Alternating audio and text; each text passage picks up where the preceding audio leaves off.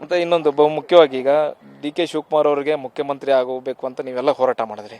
ಈಗ ನೀವು ಮಂತ್ರಿ ಆಗಬೇಕು, ನೀವು ಮಂತ್ರಿ ಆಗೋಕ್ಕೆ ಹೋರಾಟ ಮಾಡಬೇಕಾಗಿರೋದು ಈಗ ಡಿ ಕೆ ಶಿವಕುಮಾರ್ ಅವರು ಏನಕ್ಕೆ? ಖಂಡಿತ. ಈಗ ಡೇ ಒನ್ನಿಂದ ಮೊದಲನೇ ದಿವಸದಿಂದ ರಿಸಲ್ಟ್ ಬಂದು ಮೊದಲನೇ ದಿವಸದಿಂದನೂ ನಾನು ಡಿ ಕೆ ಶಿವಕುಮಾರ್ ಅವ್ರನ್ನ ಮುಖ್ಯಮಂತ್ರಿಯಾಗಿ ನೋಡಬೇಕು ಅಂತಕ್ಕಂಥದ್ದನ್ನು ನಾವು ಮೊದಲಿಂದನೂ ಕೂಡ ಪ್ರತಿಪಾದನೆ ಮಾಡ್ಕೊಂಡು ಬಂದಿದ್ದೀವಿ.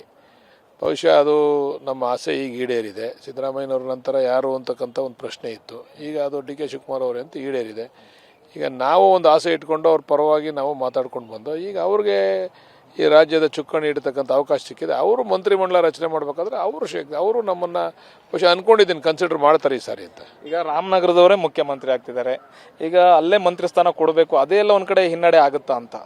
ಅದಕ್ಕೂ ಇದಕ್ಕೂ ಸಂಬಂಧ ಇಲ್ಲ. ಈಗ ಮೈಸೂರಿನಲ್ಲಿ ಸಿದ್ದರಾಮಯ್ಯನವ್ರು ಮಂತ್ರಿಯಾಗಿ ಅವರು ಅಲ್ಲಿ ಮಾದೇವಪ್ಪನವ್ರನ್ನ ಮತ್ತು ವೆಂಕಟೇಶ್ ಅವ್ರನ್ನೆಲ್ಲ ಮೈಸೂರು ಜಿಲ್ಲೆಯಲ್ಲಿ ಮಾಡ್ಕೊಂಡಿರ್ಲಿಲ್ವಾ? ಅದಕ್ಕೂ ಇದಕ್ಕೂ ಸಂಬಂಧ ಬರಲ್ಲ. ಅದು ಅದೇ ಬೇರೆ ಇದೇ ಬೇರೆ. ಮುಖ್ಯಮಂತ್ರಿ ನಾವು ಜಿಲ್ಲೆ ಲೆಕ್ಕಕ್ಕೆ ಬರಲ್ಲ. ಮುಖ್ಯಮಂತ್ರಿ ರಾಜ್ಯದ ಲೆಕ್ಕ, ಜಿಲ್ಲೆಗೊಬ್ಬರನ್ನ ಮಂತ್ರಿಗಳು ಮಾಡ್ಬೇಕಲ್ಲ.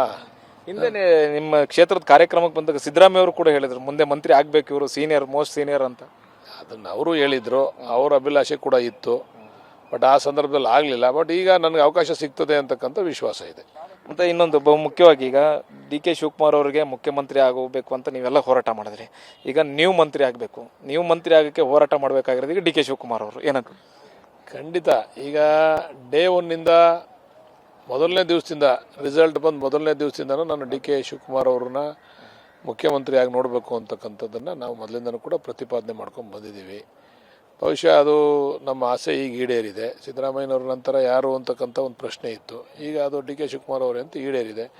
ಈಗ ನಾವು ಒಂದು ಆಸೆ ಇಟ್ಕೊಂಡು ಅವ್ರ ಪರವಾಗಿ ನಾವು ಮಾತಾಡ್ಕೊಂಡು ಬಂದು ಈಗ ಅವ್ರಿಗೆ ಈ ರಾಜ್ಯದ ಚುಕ್ಕಾಣಿ ಇಡತಕ್ಕಂಥ ಅವಕಾಶ ಸಿಕ್ಕಿದೆ. ಅವರು ಮಂತ್ರಿಮಂಡಲ ರಚನೆ ಮಾಡಬೇಕಾದ್ರೆ ಅವರು ನಮ್ಮನ್ನು ಬಹುಶಃ ಅಂದ್ಕೊಂಡಿದ್ದೀನಿ ಕನ್ಸಿಡರ್ ಮಾಡ್ತಾರೆ ಈ ಸಾರಿ ಅಂತ. ಈಗ ರಾಮನಗರದವರೇ ಮುಖ್ಯಮಂತ್ರಿ ಆಗ್ತಿದ್ದಾರೆ, ಈಗ ಅಲ್ಲೇ ಮಂತ್ರಿ ಸ್ಥಾನ ಕೊಡಬೇಕು, ಅದೇ ಎಲ್ಲ ಒಂದು ಕಡೆ ಹಿನ್ನಡೆ ಆಗುತ್ತಾ ಅಂತ?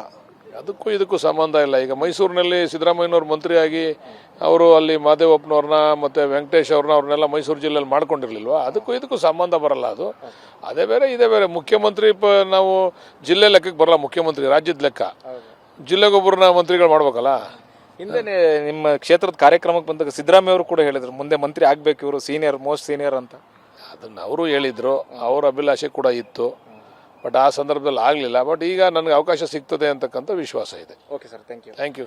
ಇದು ಮಾಗಡಿ ಶಾಸಕ ಬಾಲಕೃಷ್ಣ ಅವರ ಮತ್ತು ಕ್ಯಾಮ್ರಾ ಪರ್ಸನ್ ರವಿ ಜೊತೆಗೆ ಹರೀಶ್, TV9 ಬೆಂಗಳೂರು.